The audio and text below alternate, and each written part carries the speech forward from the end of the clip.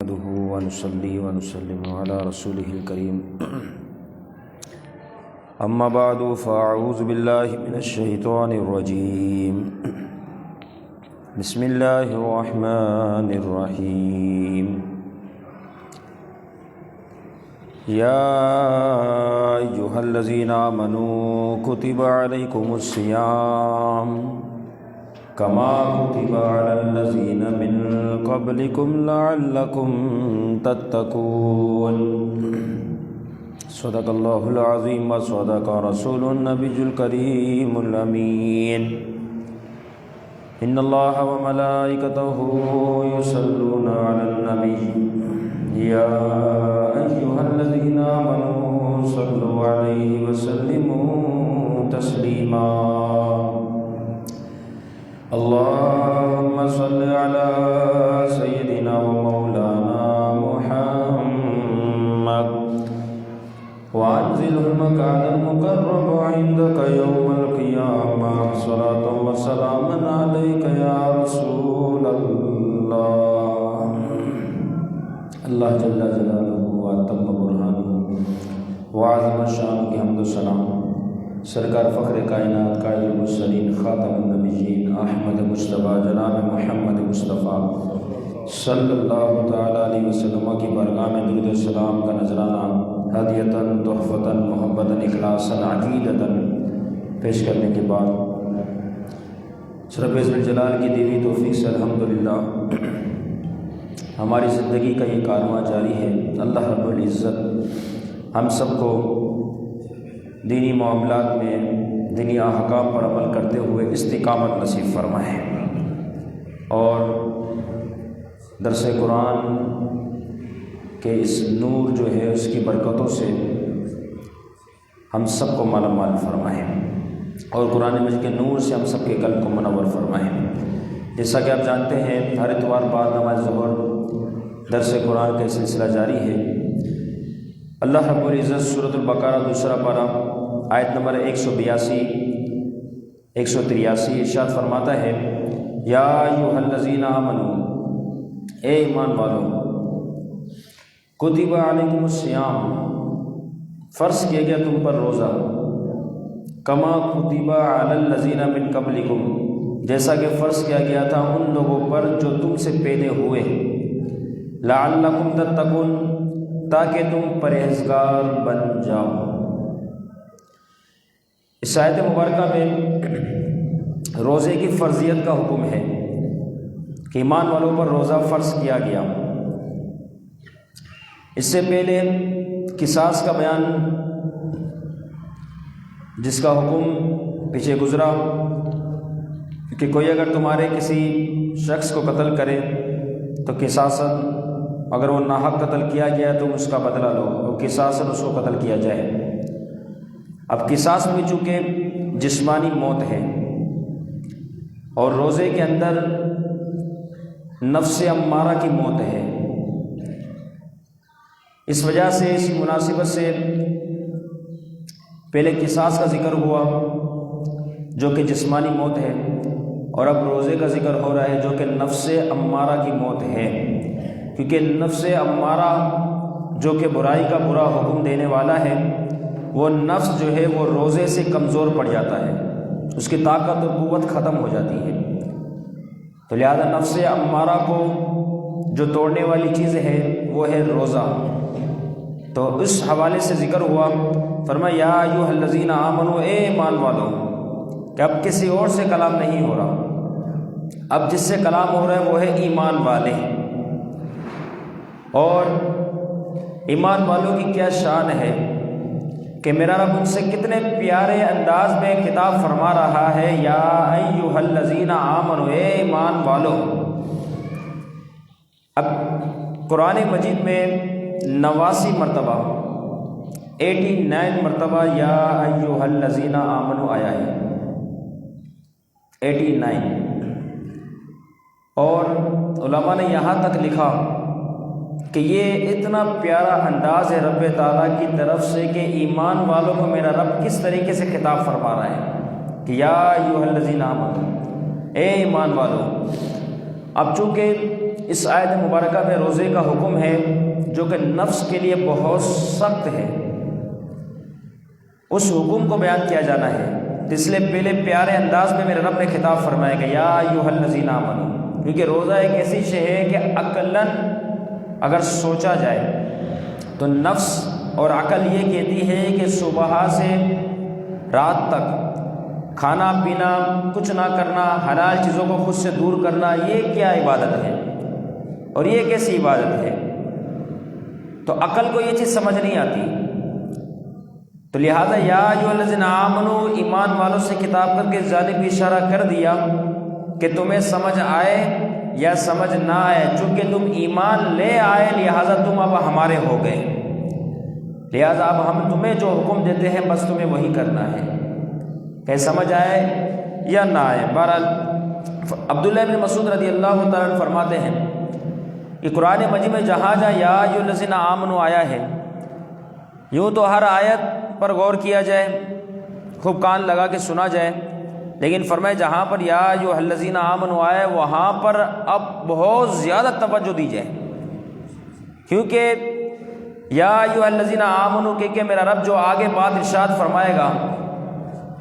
وہ اس لیے بہت زیادہ توجہ کے لائق ہے، قابل توجہ ہے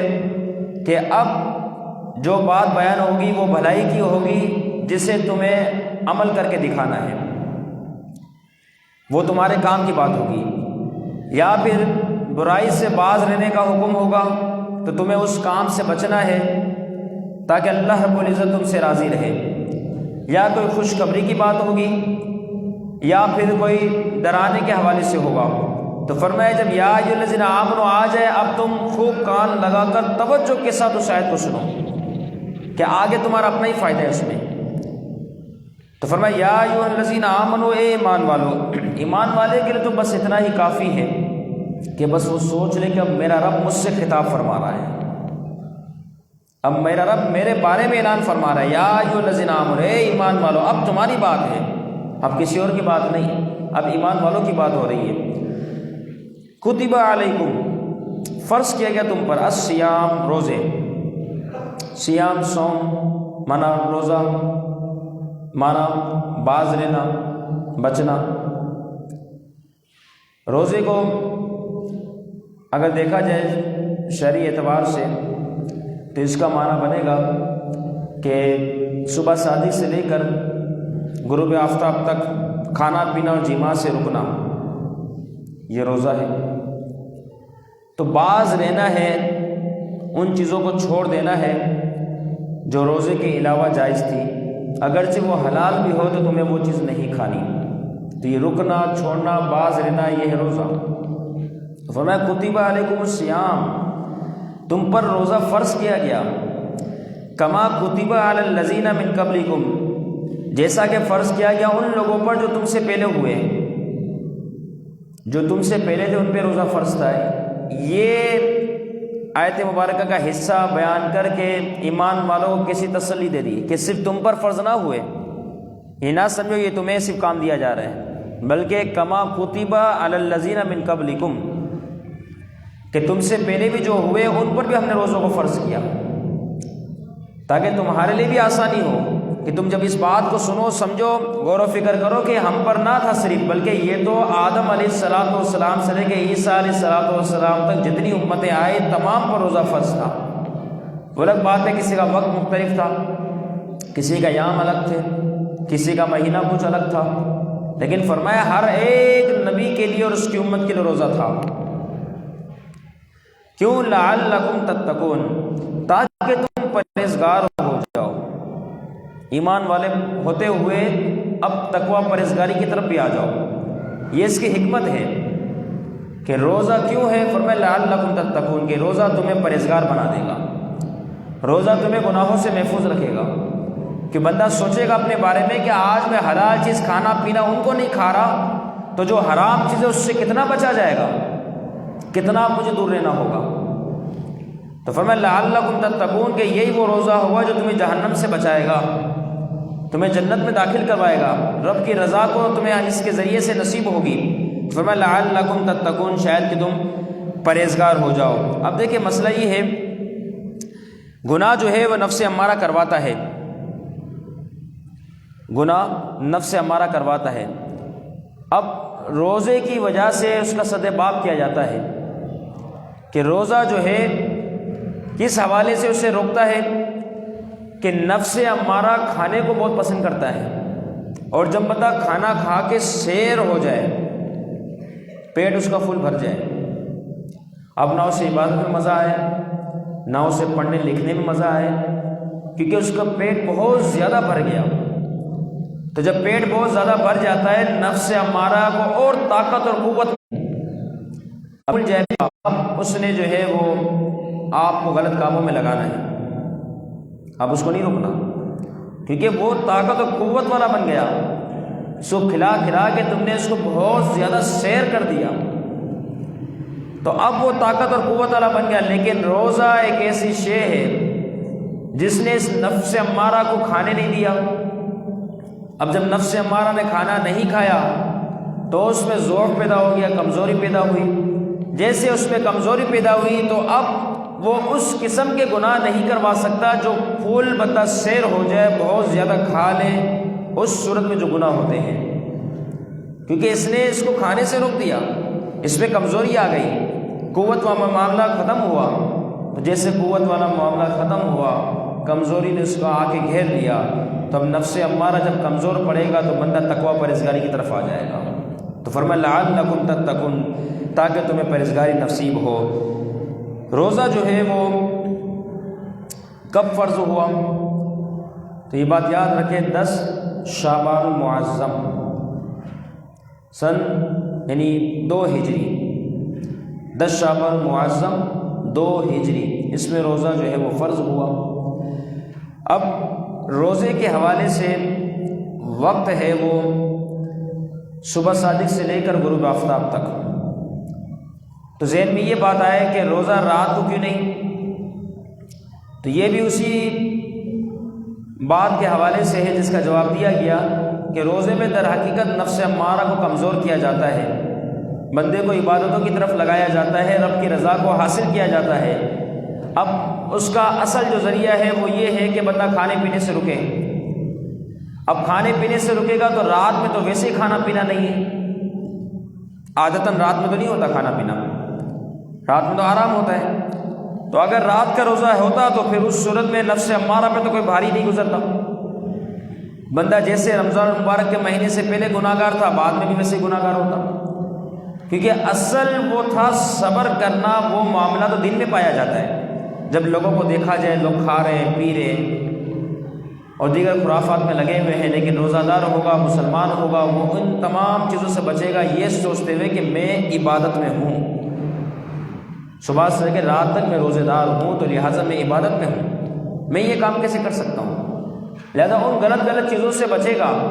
باز رہے گا، اسی کا تو نام روزہ ہے۔ تو فرمایا یہ سارے معاملہ دن میں تو ہو سکتے، رات میں نہیں ہو سکتے، اس وجہ سے دن ہی میں روزے کا حکم دیا گیا۔ آگے فرمایا لعلکم تتقون، لعل چونکہ گرامر کے اعتبار سے دیکھا جائے شاید کے معنی میں آتا ہے، شاید۔ اب رب تعالیٰ نے یہاں پر یعنی شک کے لیے جس کو کہا جائے وہ آتا ہے لعلکم تتقون، تاکہ شاید کہ تم پرہیزگار بن جاؤ۔ تو یہ شک والا جو لفظ لعل، ذہن میں بات آ جائے کہ یہ کیوں یہاں بیان ہوا، تو یہ بات بھی یاد رکھی جائے کہ لعل کے اشارہ کر دیا کہ امید اسی چیز پر ہے کہ تمہارا روزہ تمہیں تقویٰ پرہیزگاری عطا کر دے گا، امید، یقین نہیں، کیونکہ ممکن ہے رد کر دیا جائے، ممکن ہے عبادت ہی ضائع ہو جائے، تو یقین کے ساتھ تو نہیں کہہ سکتا نا بندہ کوئی بھی کسی بھی عبادت کے حوالے سے، بلکہ عبادت کے بعد دعا مانگی جائے کہ اللہ تیرا فضل، تیرا کرم، تو نے یہ طاقت دی، قوت دی، ہم نے تیری بارگاہ میں سجدہ کیا، عبادتیں کی، اپنے فضل سے قبول فرما۔ عبادت پر ناز نہیں، نہ یہ کہ بندہ عبادت کرے سوچے بس قبول ہی قبول ہے، یہ بھی نہیں، تو پھر کیا معاملہ؟ فرمایا امید رکھی جائے، تو یہ امید کی وجہ سے فرمایا لعلکم تتقون، اس امید کے ساتھ کہ تم پرہیزگار بن جاؤ، کیونکہ قبولیت کا سارا معاملہ میرے رب کے یہاں ہے، وہ چاہے گا تو قبول فرمائے گا۔ کوئی عبادت کر کے اس بات پر ناز نہیں کر سکتا کہ میری عبادت قبول ہی قبول ہے، نہیں۔ اسی وجہ سے ایک بزرگ کے بارے میں آتا ہے کہ جیسے رمضان المبارک کا مہینہ شروع نہ ہوتا اس سے پہلے 6 ماہ پہلے وہ دعا کرتے ہیں اللہ رمضان المبارک کے مہینے سے مجھے ملا دے، وہ رحمت و برکتوں والا مہینہ جس میں شب و روز عبادت ہے، شب و روز تیری رضامندی تیری رحمت و برکتوں کا نزول ہے، اس مہینے سے مجھے ملا دے۔ 6 مہینے لگاتار، پھر رمضان مبارک کے مہینے کو پا لیتے، جیسے عید کا وقت شروع ہوتا اس وقت سے دوبارہ اگلے 6 مہینے تک دعا کرتے ہیں اللہ جتنی عبادتیں کی، جتنی تلاوتیں کی، جو روزے رکھے مولا اب اس سے قبول فرما۔ یعنی 6 مہینے انتظار میں دعا کرتے ہوئے، اور 6 مہینے اس مہینے کا جو رخصتی والا معاملہ ہوا، اور ساتھ ہی ساتھ جو اس نے عبادتیں کی ہے، اب آگے 6 مہینے اس کی قبولیت کے حوالے سے دعا کی جا رہی ہے کہ اللہ اب اسے قبول بھی فرما لے۔ تو لہٰذا جب عبادت کی جائے نتیجہ یہ نکلا کہ اس کے بعد قبول ہونے کی ضرور دعا کی جائے، اللہ تو اسے قبول فرما لے۔ یہ نہ بندہ اپنے عبادت کر کے بس اپنے آپ کو فارغ سمجھے، نہیں، بلکہ اس کے بعد خاص دعا کرے اے اللہ اسے قبول فرما، جس سے کہا جاتا ہے ربنا تقبل منا انک انت السمیع العلیم۔ اسی طریقے سے خاص دعا کرے اللہ تو اسے قبول فرما کہ میں نے ادا تو کر لیا، اب تیری جانب میں متوجہ ہوں تو اسے قبول فرما۔ فرمایا اسی طریقے سے ایک بزرگ فرماتے ہیں کہ دن جو ہے انہوں نے دن کا ایک نچوڑ نکالا، فرمایا الدنیا یوم ولنا فیہا صوم، کہ دنیا جو ہے ہمارے لیے ایک دن ہے فقط، یہ زندگی ہے، گزر گیا اس کا گزر گیا، اور آنے والے کا کچھ پتہ نہیں۔ تو فرمایا دنیا ہمارے لیے الصوم روزہ ہے، یعنی دنیا ایک دن ہے، الدنیا یوم، دنیا ایک دن ہے فقط، وَلَنَا فِيهَا صَوْمٌ، اور اس دن میں بھی ہم روزے دار ہیں، اس دن میں بھی ہم روزے دار ہیں۔ روزے دار سے تشبیہ دی ہے کہ زندگی فقط ایک دن کی ہے، اور اس دن کے اندر بھی ہم روزے دار ہیں۔ اس کا کیا مطلب ہوا؟ فرمایا جس طریقے سے روزے دار جو ہے گناہوں سے بچتا ہے،